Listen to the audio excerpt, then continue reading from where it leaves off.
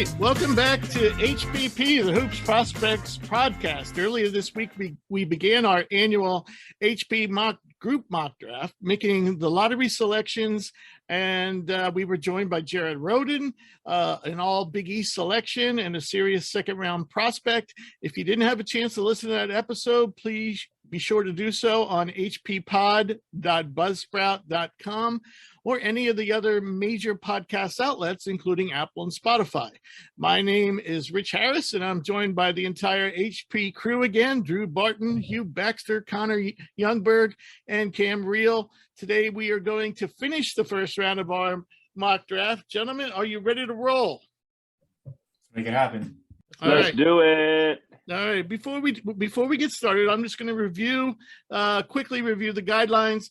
We divided up the teams amongst the five of us. So we had general managership of various teams. I won't go into the details.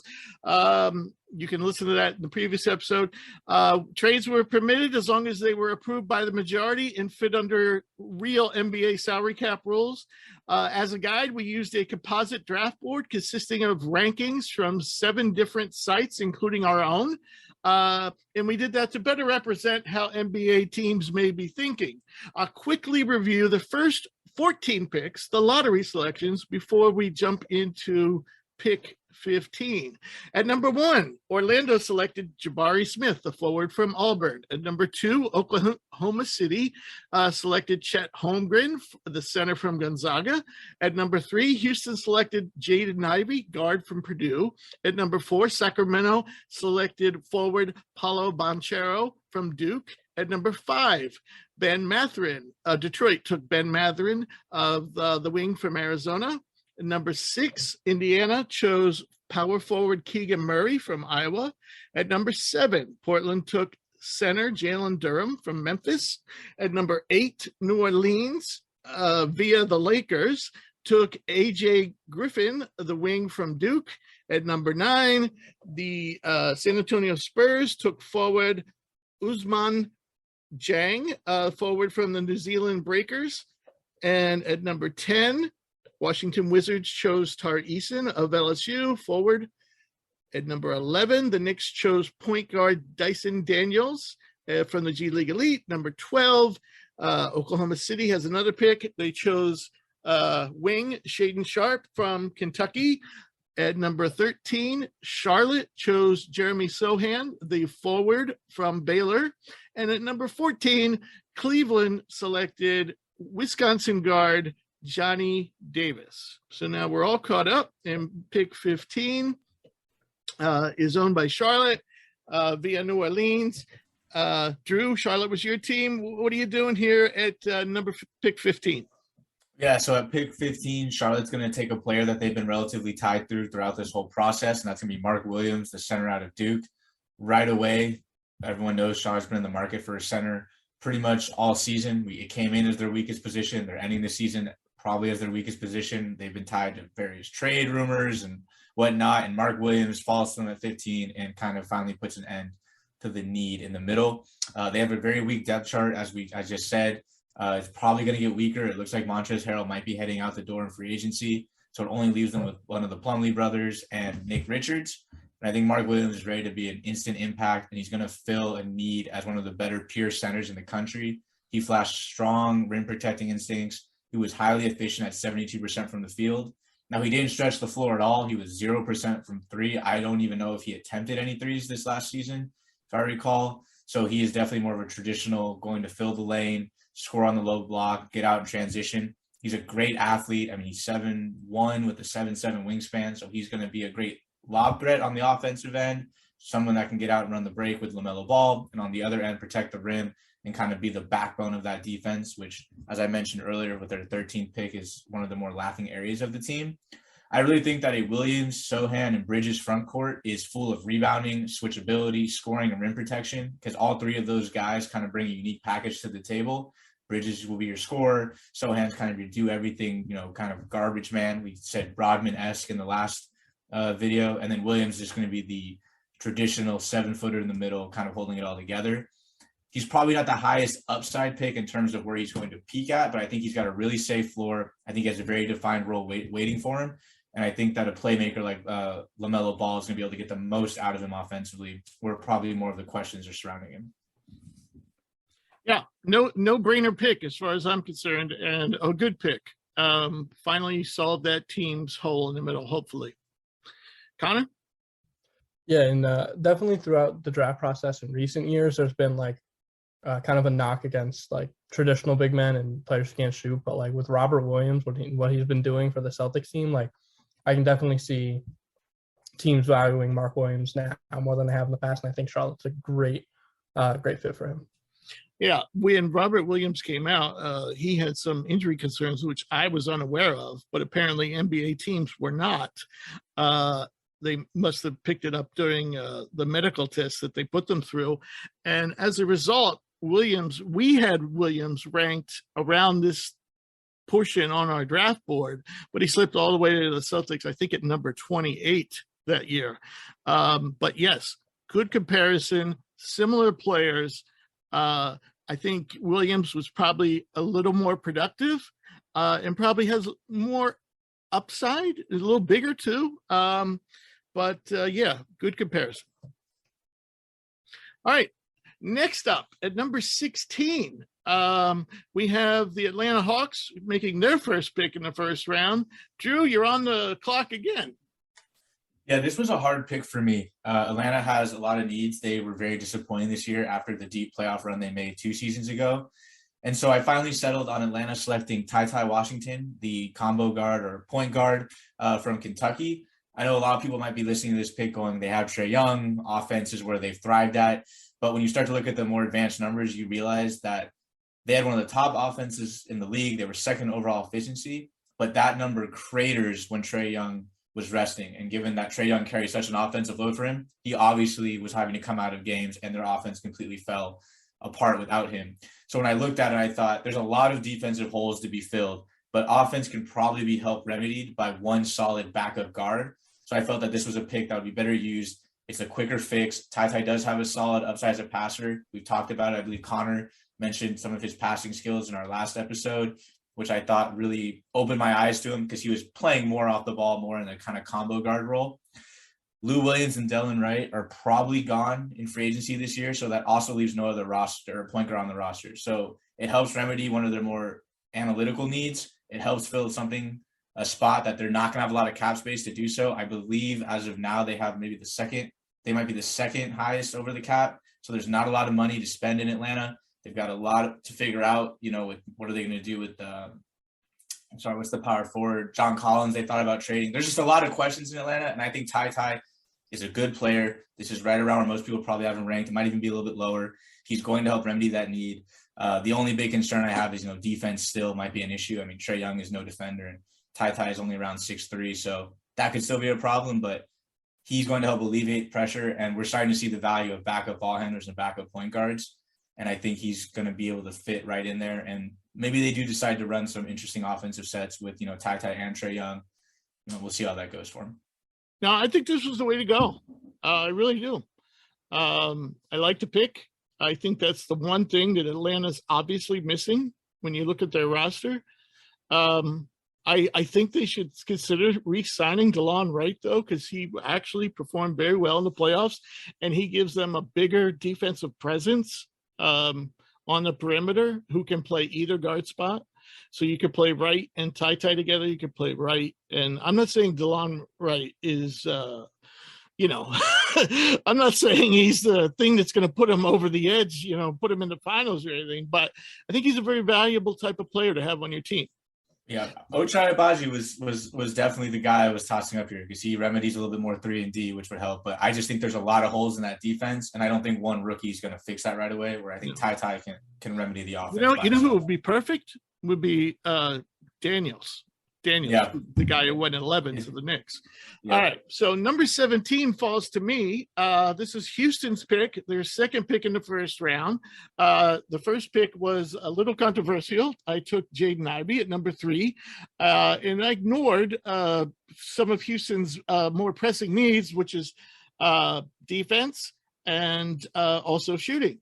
I tried to actually trade down from this spot many times because I figured the guy that I wanted I could get a little later, and when nobody would make a deal with me, I just pulled the trigger on the guy I think I need to anchor my Rockets defense, and that was Walker Kessler, the center from Auburn, who averaged nearly 5 block shots per game.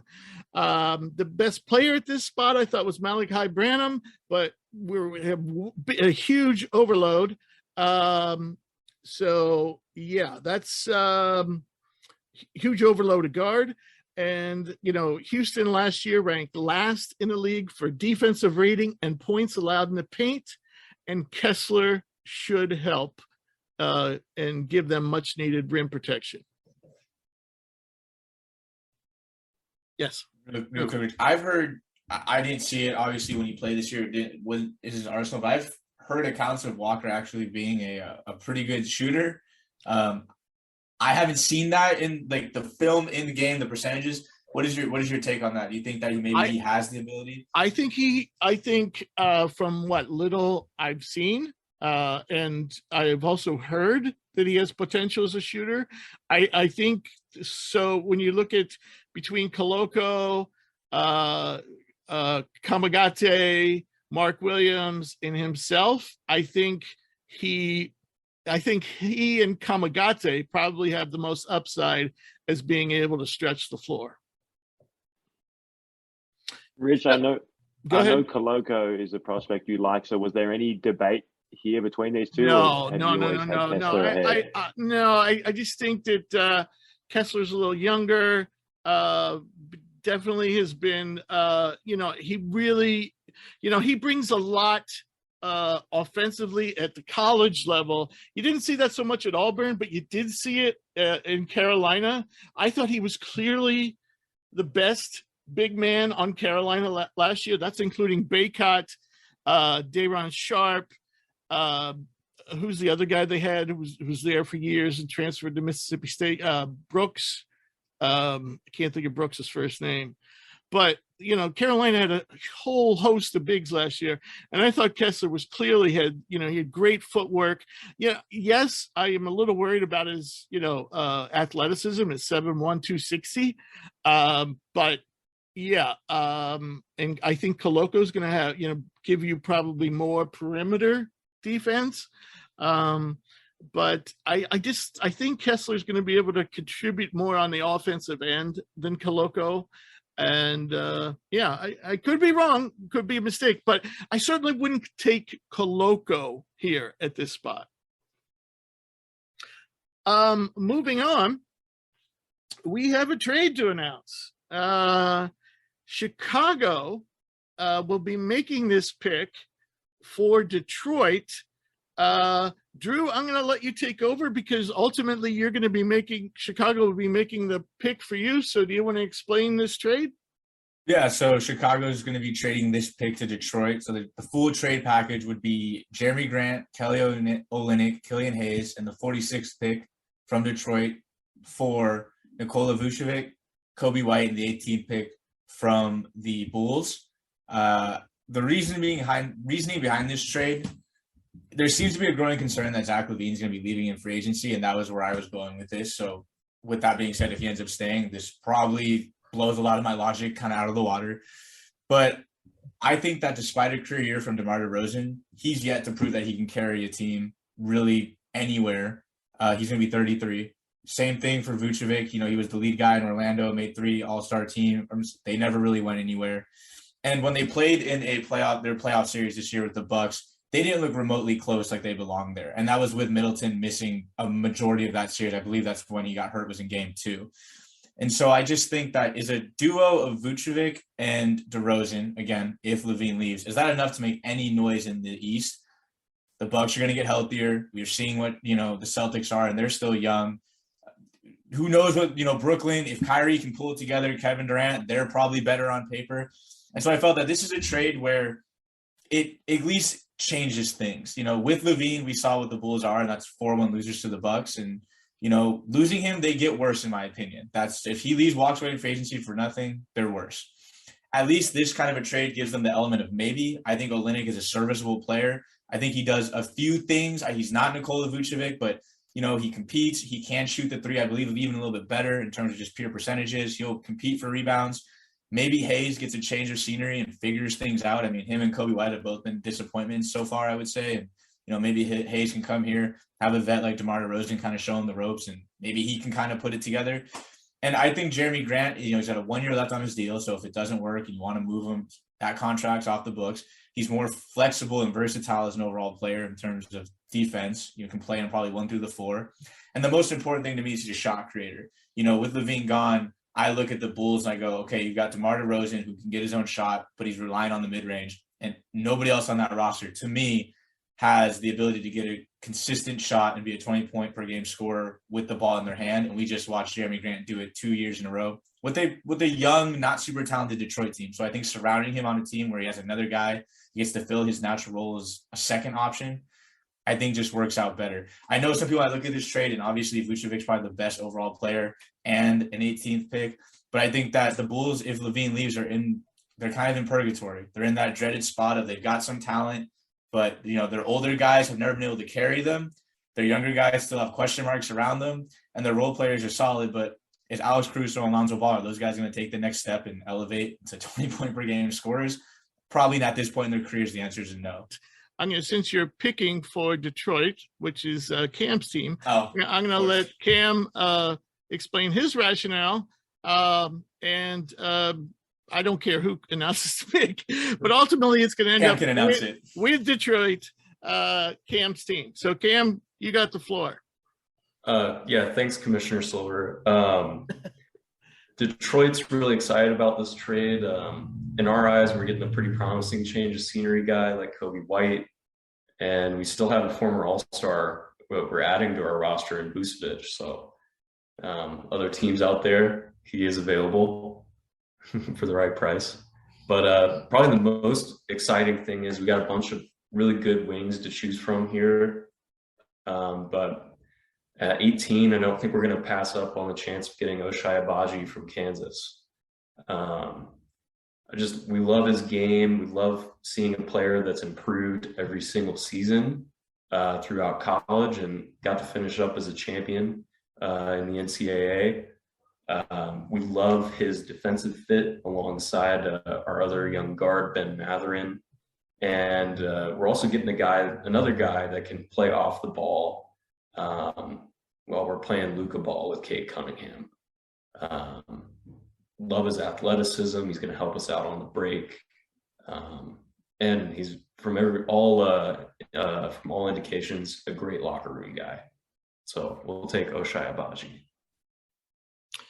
My ruling on this pick is I'd rather be in Detroit's shoes. And the reason I say that is if LaVine doesn't re-sign with Chicago, if he resigns, it makes sense.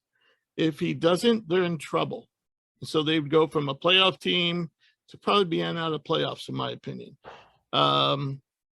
So yeah, because I just think it leaves too many holes on their roster.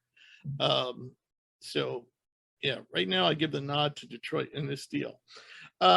Moving on to pick 19, Minnesota is on the clock. Connor, what are the Timberwolves doing? So Minnesota with pick 19, selecting EJ Liddell out of Ohio State. So for the entire time Karl-Anthony Towns has been on Minnesota, the front office has searched so long to find a four to fit with Karl-Anthony Towns, because Cat, one of the most skilled offensive centers we've ever seen in our lives, but defensively pretty bad. So EJ Liddell, you're getting a Big Ten all-defense guy. And what I like about EJ Liddell is he spent 3 years at college at Ohio State, and every year his numbers got better. He improved in points, rebounds, field goal percentage, three-point percentage, which he got to a point where 37.5%, that's not bad at all. And you hope that can translate to the NBA. And yeah, I just think this, that EJ can, more of an NBA ready guy, because he's really built and he has a few polished years in college, and I think you can slide him right next to Cat, and I think that's a fit Minnesota's really happy to have. EJ Liddell is one of my favorite players in this draft. Underrated athleticism, has expanded his game, so he can now make the three. He's strong, athletic, hardworking, good pick. So at number 20, we have San Antonio is on the clock.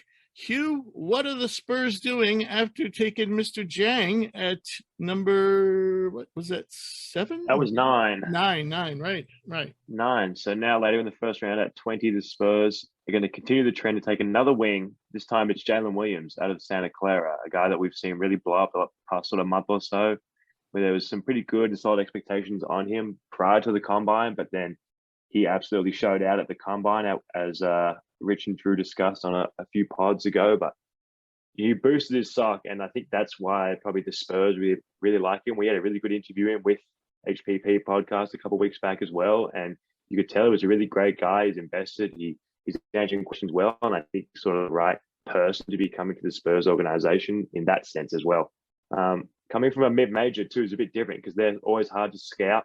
We don't really know some of the competition. Our West Coast Conference insider Drew has a little bit of knowledge on him, but I think this is a great pick for the Spurs because it just continues that trend of stockpiling wings that are super switchable and are able to score and are able to create for others. And I think that's really a trend that we've seen in the NBA lately. And now the Spurs are following suit and grabbing as many of those young guys as they can.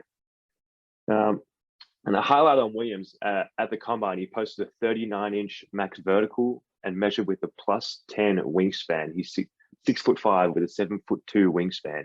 So this could be a guy with unlimited potential defensively using that length. And then we've seen already his ability to pass the ball. He had a late growth spurt, and so we learned about playing younger as a guard, and that really shows now in his game because he's a guy who can create for others. He plays really well out of the pick and roll. He's patient. And I think this is a guy who at a minimum can be a really good 3-and-D guy in the NBA. But I think at his ceiling, there's a potential to become a wing creator who can affect the game in all areas positively. And that's thanks to his passing and his ball handling prowess. And even though he was in college for 3 years, still only 21 years old. So I think there's plenty of upside for Jalen Williams in this pick. And that's what the Spurs, I think, should do at 20.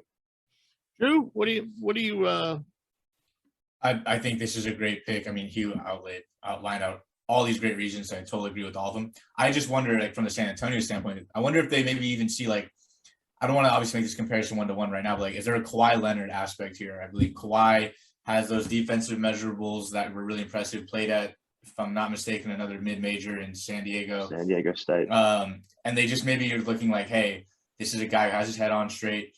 He has the measurables to be a dominant wing defender, played very well offensively and showcased an offensive game that is polished at Santa Clara without a strong supporting cast. I just wonder if they look at Jalen Williams and think, what if we get another Kawhi on our hands here, where in 4 or 5 years, this kid turns into everything we think he can, and he becomes one of the top 5 two-way players in the league. High ceiling, but... right? Yeah, and what's to say he doesn't grow another inch or two? That's still something we probably can't even write off. So, yeah, I like that. I like that, Drew. Connor? In 2023, prospects take note. Jalen Williams was a second-round pick before he did an interview with us, and now he's in the first round. The HP bump. Nobody knew who Vrenz Blyenberg was until he interviewed with us. Jabari Walker, looks soundly in the second round. He interviewed with us. I'm taking him early in the second round now for that interview. He was a great guy. I love Jabari's game. I think he's awesome. And the HPP bump always helps. So, all right. So moving on to number 21, we have Denver on the clock. Cam, what are the Nuggets doing here? And if I'm the Nuggets, I'm pretty sad. I just missed out on a couple of really talented wings. I was hoping Jalen Williams would fall into my lap. But there is a guy who the consensus is pretty agreed upon that he's going to go in the top 15. So with Tim Connolly on the move, we're going to keep it simple. We're taking Malachi Branham from Ohio State. When you can get a guy who's he's slipped, but he's 6'5", nearly 200 pounds, and he's got a really nice control to his game. He plays with a really nice pace, great shooter, and he fits a position of need for us. We need a wing that's going to be able to sub in with Will Barton and put up some points. So we're happy with our pick. And Will Barton's days are probably coming to an end one way or the other. I mean, he's getting up there in years, and there's been trade talk as well. Good pick, nice steal. So at number 22, the Grizzlies make their first pick in this draft via Utah. Cam, you're in charge of the Grizzlies. What's going on here? Man, Hugh, you screwed me, because there's a guy in this draft who has the perfect name for a Grizzlies player, and that's Ousmane Dieng. Anybody from Memphis knows Maine is a key part of Memphis vocabulary. Would have been perfect. But we'll take another promising defensive wing with the 22nd pick. Memphis will take Marshawn Beauchamp from the G League Ignite. I love this guy's potential as a defender, and you can already see the signs of one of those generational defensive specialists in his game. He reminds me a little bit of Tayshaun Prince. I'm not going to force that comp on him, but he's got this extreme wingspan for a guy of his height, with a 7'1" wingspan. He's only standing at 6'6". He's got some awesome quickness and athleticism, and if he can find a jump shot, he's going to fit right in Memphis and that grit grind mentality. Alrighty. So moving on, we have the Sixers on the clock at number 23, a team I'm running, but been working on a deal, and I'm happy to announce it was completed. We are trading this pick to Orlando. So and we're trading pick 23, Matisse Thybulle, to Orlando for RJ Hampton and picks 32 and 35.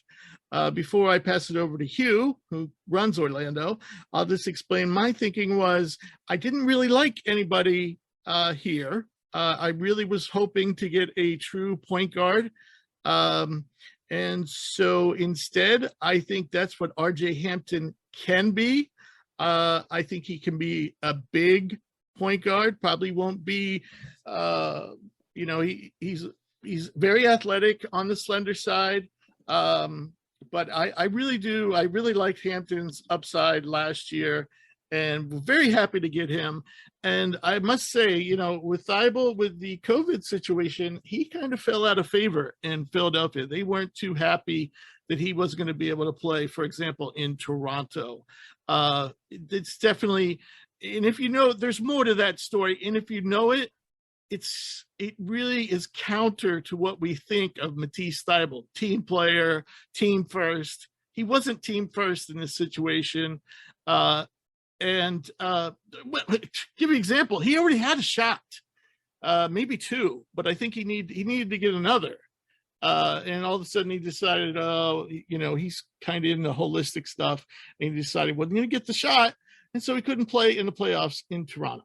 So anyway, what we do here is in getting a player that we want in RJ Hampton and picks 32 and 35. So Hugh, I'm going to hand it over to you. You got the pick here at 23. Yeah, thanks, Rich. Orlando, we were really thrilled to exchange that deal. Excited to be able to pick here at 23, and we're really happy to bring in Mr. Thybulle as such a defensive deterrent he can be. And at Orlando, we don't really plan on playing back-to-back succession games in Toronto anytime soon. So who cares? We'll let him take a day off when we fly north. But so bringing in Matisse Thybulle, I actually had a pretty long, hard think about this pick, and there are a few guys I was juggling, but ultimately I decided that the 23rd pick, Orlando is going to take through Philadelphia, Blake Wesley out of Notre Dame. who's the 6'4" young guard who has a 6'9" wingspan and has a great feel for the game, great intensity on both sides of the ball. And ultimately, we see a guy that someone can immediately come in and fill the hole right away that we just lost with the departure of RJ Hampton. We really liked Hampton, and it was difficult to give him away in this deal, but we think Wesley can be that guy, and potentially even more, because of some of that offensive ability that he brings to the table. And he has great speed. That speed can break down defenses and he can make the right plays when he has the ball in his hands. In regards to the way I describe his game, it's an unpredictable style of game, but I'd say offensively that quick twitch, it sort of reminds me a bit of Bones Highland without that shooting ability.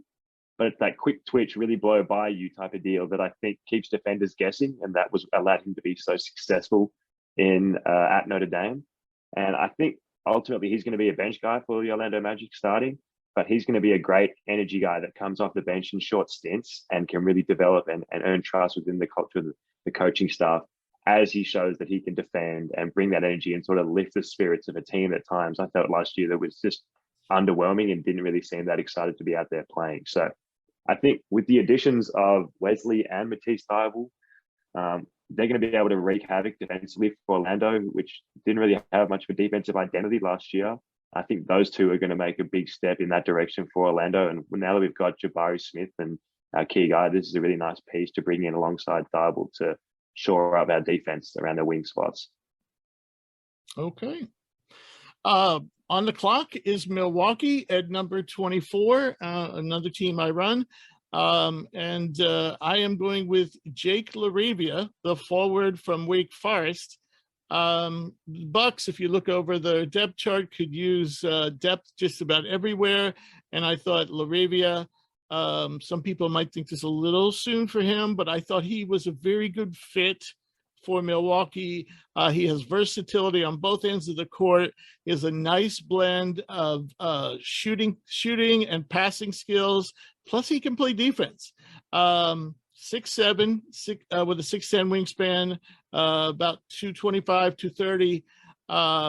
He topped the ACC with effective field goal percentage. He shot better than 38% from deep, and he finished 8th in the ACC with 3.7 assists per game.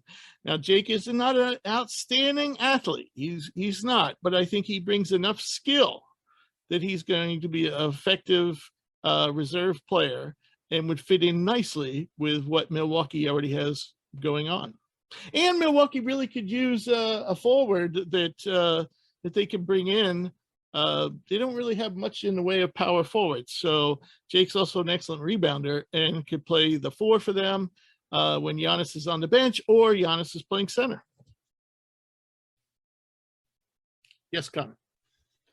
Yeah, so I was scouting Alondes Williams earlier this year, so I was watching a lot of Wake Forest, and I was blown away by LaRavia.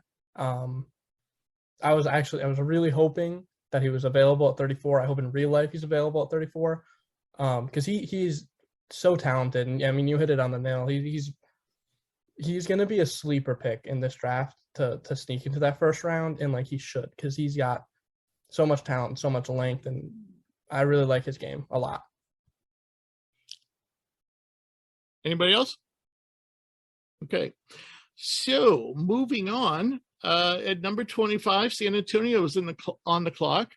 This is via Boston. And Hugh, who are the Spurs? This is their 3rd pick of the first round. What are we doing here?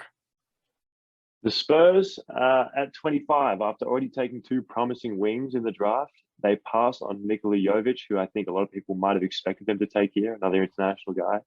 And they take Kennedy Chandler out of Tennessee with the hopes of bringing in as a solid backup point guard who can shoot, make the right plays, and be a defensive spark behind DeJounte Murray.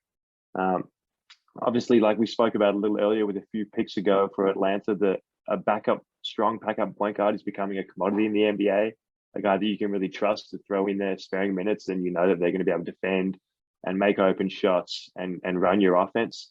I think this is a great pick here for San Antonio at 25. Chandler's great playing without the ball, and that can allow him to be sort of plugged immediately into the unselfish Spurs system that we know. I think he'll really thrive and buy into that concept. And he shot 40%, 40.5% on 79 catch and shoot attempts this past season. So he spaces the floor really well. That's all going to be great for the Spurs and their offense. And he seeks the paint relentlessly on his drives, looking to create for others. So I think he's just the ultimate point guard who the Spurs organization could really fall in love with behind DeJounte Murray. Really like this pick. Cam, what do you think? Go Vols. Real quick. I think it's crazy that Kennedy Chandler has fallen this low in the draft. It's a real shame too, because even though he's a little undersized, this guy has maybe one of the most talented guards on the board. And actually, talent-wise, I think he might be better than Ty Washington right now. And the Spurs are getting maybe the top guard in the draft at 25. I think it's an awesome pick. I agree completely. Chandler was the number one point guard in this recruiting class, and I think people are looking at his size and just just ruling him out. And he's the same size as Chris Paul. So I'm not saying he's Chris Paul, but I'm just pointing that out. 6 foot, 6'5" wingspan. So I really like the pick. I think it's kind of a steal. And I also agree with Cam that you could probably make an argument that Kennedy Chandler is better than Ty Washington. So we have the two ranked closer than most sites. So, all right, moving on. Next on the clock is Dallas. Hugh, I think we've managed to work out a deal. Do you want me to run over that deal, or do you want to go through it? No, for sure. You can run it through. I'm just so glad I finally got Dallas a rim protector. Alrighty. So here we go. Are you ready? This was a 3-team deal. And Dallas will be making this pick for the New York Knicks. The Mavs will receive Mitchell Robinson via a sign and trade, 3 years for $44 million, and pick 42 from the Knicks. Utah got into the act, and that is Connor's team. And Utah will receive, get ready for this, folks, Dyson Daniels, which was the Knicks' number 11 pick, Evan Fournier, Cam Reddish, Quentin Grimes, and the Knicks' 2023, next year's first rounder, protected for picks 1 through 5 for 3 years. So what did the Knicks get in return? The Knicks will receive not only this pick, but Donovan Mitchell, Dwight Powell, Marquise Chris, and pick 26. So I guess I'll explain the pick here, but do you want to explain your rationale? Anyone, Connor and Hugh, of your thinking alongside these picks? Go ahead, explain what you guys are thinking. So as the general manager of the Utah Jazz, obviously, shockingly, Snyder just stepped down as head coach, and there's reports that Donovan Mitchell hates that. Like, he's very, very disappointed that he's no longer the coach, but also digging deeper for the past 2-3 years, there's been tension between Rudy Gobert and Donovan Mitchell. And for years, Donovan Mitchell saying, no, everything's fine, everything's whatever. But I think we've hit a wall. I think the Jazz have hit a wall here where they can't continue this duo. And even Donovan Mitchell, after they were eliminated this year in the playoffs, he was like, it's the same stuff. It's the same things happening over and over again. Their best playoff success was that one year where they shocked Paul George and Russell Westbrook in the first round. And that was so early in those two's career. And now they haven't done anything since, literally anything. Even when they had the top overall seed last year. Yeah, exactly. They can win regular season games, but playoff games they're not a playoff team. And I think it's time for the Jazz to maybe not blow it up, but trade one of them. They got to split the duo. So I think in this trade, I think Dyson Daniels falling to 11 and the Jazz using that as a way to get him is great. Dyson Daniels, we talked about him but I love Dyson Daniels' game, and I think he's going to be a pretty nice player to kind of reset with a little bit. Evan Fournier is there for a contract, but I mean, he can score, man. Cam Reddish, the Knicks traded for in the middle of last season. And they just did not play him at all, which, I mean, he's going to come to Utah. He's going to get minutes. Quentin Grimes showed flashes, and the Utah Jazz like that. And, of course, another first-round pick in the future. I just think Utah has to hit a tiny reset button so that they can, get past that wall they've been hitting every year. Hugh?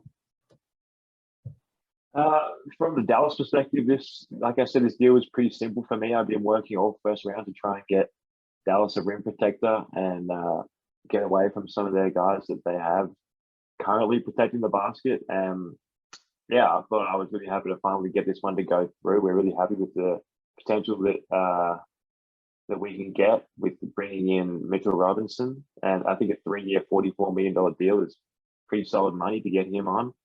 And then more than happy to see Dwight Powell, Marquise Chris go. And I mean, pick 26 would have been nice, but a lot of the five, especially Mark from Duke, he's gone. So at this point, I was ready looking to get on the trade block and get this deal done.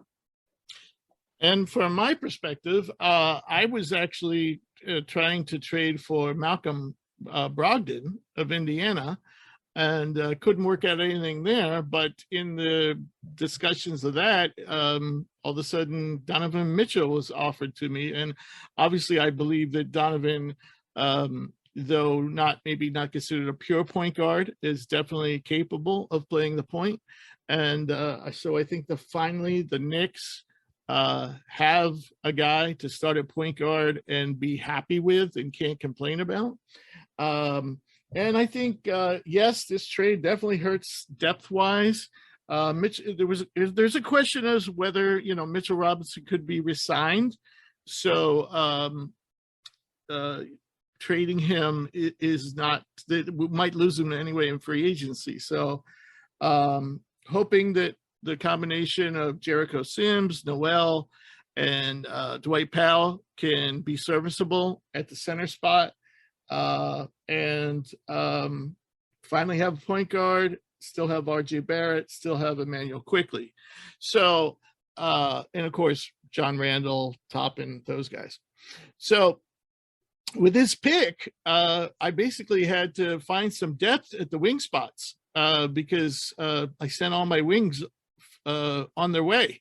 So I chose Dalen Terry, another player I consider very underrated in this draft.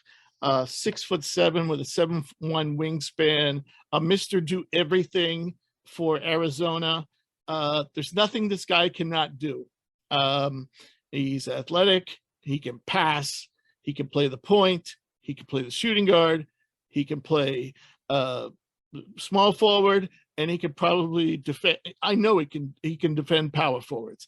So super versatile, just what I need to build up my depth. And I might actually have a star in the making because we still have yet to see Terry actually be put in a position where he can be an offensive star. I don't know if he will be, but that's not why I'm drafting him. That's just a plus that he might have offensive upside. He's certainly been efficient, at least last year. I picked him for defense, length, passing. And so there's that pick. So on the clock is now Miami, another one of my teams. And basically, when you look over the Heat's roster, I think the first thing that stands out is how weak they are at power forward and center. I considered Christian Coloco at this spot. But what I did was, since Kendall Brown was still hanging around, I went that direction, and I think he'll fit in nicely. 6'7" with a 6'11" wingspan, very athletic. Offensive game is pretty raw right now, but he can't. I think he has a lot of defensive upside. He's clearly was the best player left on the board, at least based on the consensus. That made the choice pretty easy. And I think, being a defensive-oriented player, he will fit in nicely in Miami. All right, so got three more picks in the first round. And at number 28, Golden State is on the clock. Drew, who are the Warriors taking at number 8 or 28? Excuse me. Yeah, I wish we had the 8th pick. That'd be RIP for the rest of the league if we had the top 10 pick this year. But anyways, at 28, the Golden State Warriors are going to select Christian Braun, the wing out of Kansas. I was kind of going back and forth on this pick. I was looking at a guy maybe like Christian Koloko. As a Warriors fan, and as most people know in the NBA, the knock on the Warriors has always been like they haven't had that kind of staple big that just kind of anchors everything for them. But I came to the realization that Kevon Looney is showing me another level to his game, just as a kind of do everything, a bit undersized player. And to be honest, I kind of forget about James Wiseman from time to time as a prospect on our roster. Obviously, injuries have made his first 2 years kind of the definition of up and down, but I think that is a player that if he can hit to 75% of what we think he can be, I think he's going to be exactly what the Warriors need. So I decided to go with Christian Braun. The 6'6" wing projects as kind of a jack of all trades player on offense and a solid team defender on defense. This is a guy who's going to be proficient at all, master of none. But I think that's something that the Warriors can kind of get the most out of. He has the willingness to crash the glass, which has kind of been the Warriors' Achilles heels. They've found a way to group rebound really well, but when teams decide to really crush them down low, rebounding has been an issue. We saw it in Game 3 against the Celtics. He had 13 games this season of 8+ rebounds. So there is a competitor there. He is willing to compete on the glass, crash hard. He plays with effort. He's not going to be an elite defender 101. He only has, I believe, a +1 inch wingspan. So this isn't a guy who's super long, but he knows how to play team defense. He'll rotate. He'll do what he has to do to stay in front of a man. And he does have a workable 3-point shot. So I think that's something you need to kind of have as a wing on the Warriors is the ability to stretch the court.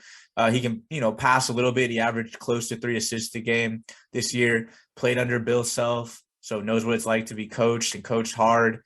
He's a 3-year college player and a national champion. So I think Braun understands how to fill a role, does so without complaining, and he brings winning pedigree and, a high-level pedigree to the Warriors, and that's what you kind of need for a team that is trying to balance contention and youth at the same time. This is a guy that I think can come in and automatically be your, maybe your 8th guy, especially with, maybe Otto Porter's future in flux, and who knows what happens with Wiggins in 2 years when his contract's up. So maybe not the highest upside, but I see a pretty safe pick that can contribute and have an 8-10 year NBA career. Can play point in the pinch. Excellent athlete, highly confident and competitive. Similar to Jordan Poole. So there you go. Good pick. Memphis is now on the clock at pick 29.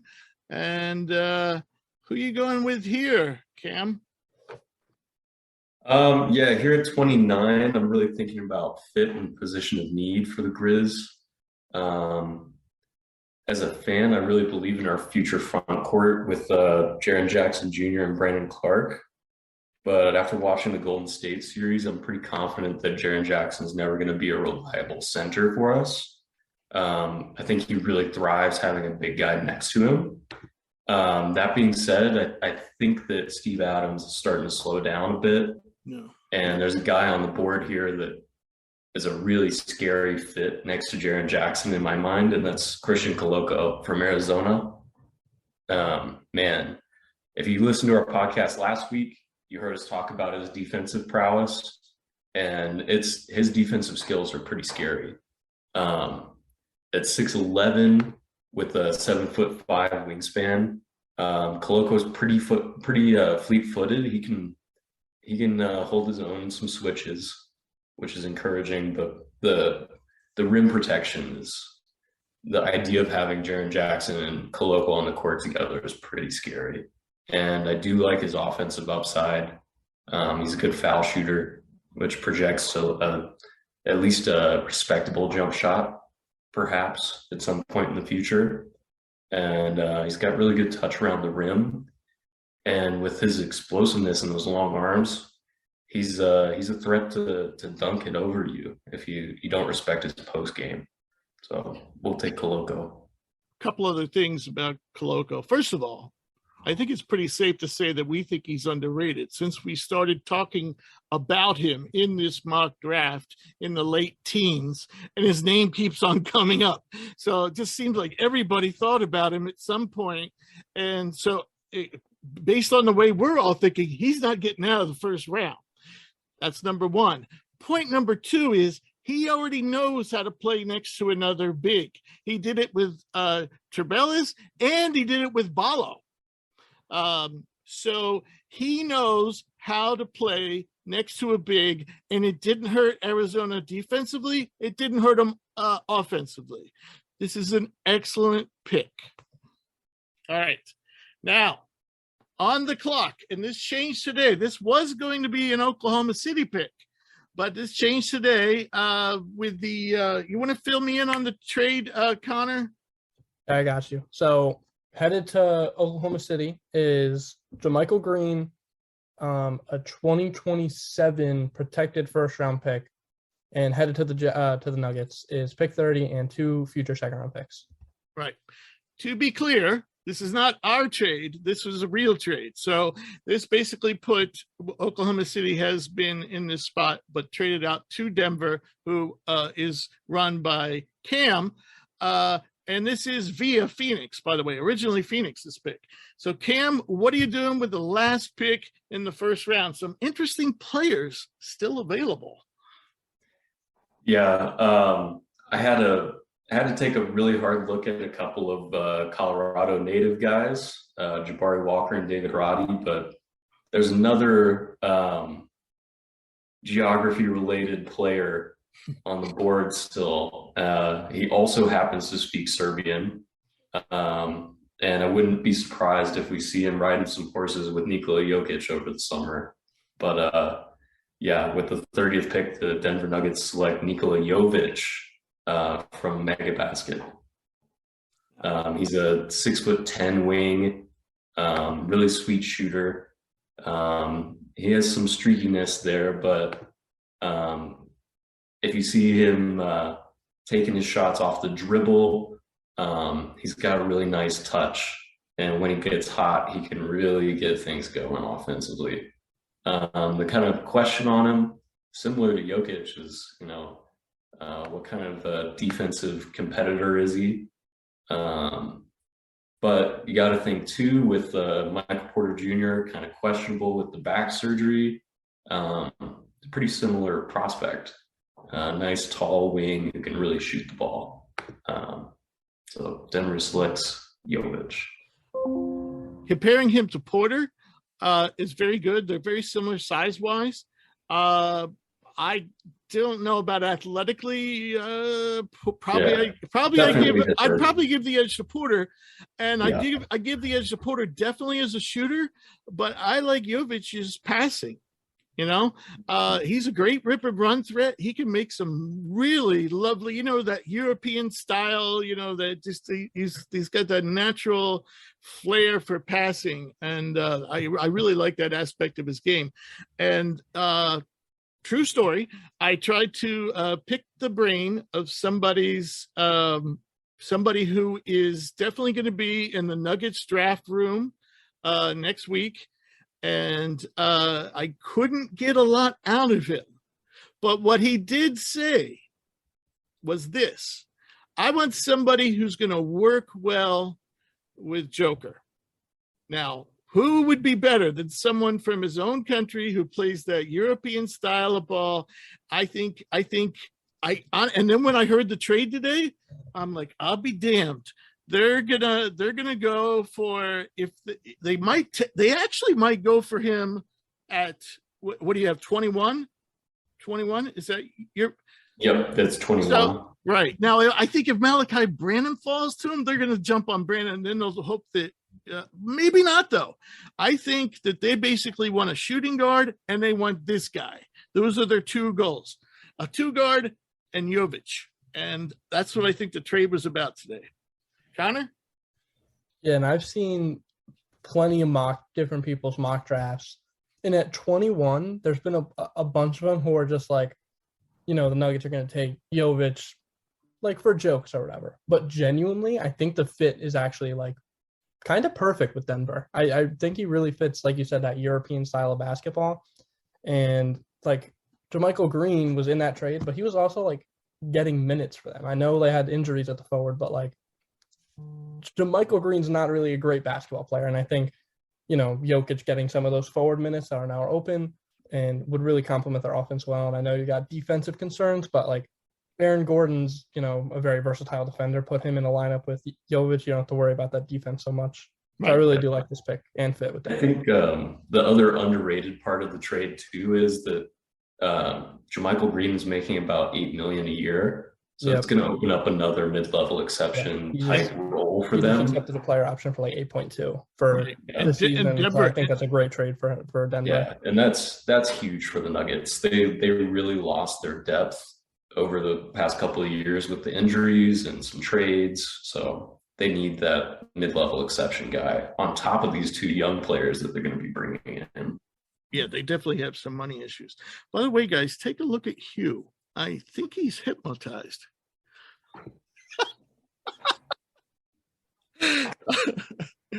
All right.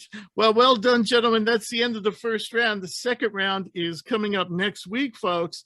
And we actually haven't not done it. We're waiting for everybody to pull out of the draft. And so we have that settled. But we're going to have the second round for you. And maybe some more trades, probably some more trades, because I think Hugh's got his thinking cap on. So I've been living in the trade machine. Yes, you have. So well done, gentlemen. And that wraps up the first round. Thank you, folks, for listening. And as I said, make sure to join us next week for that second round. Go Warriors.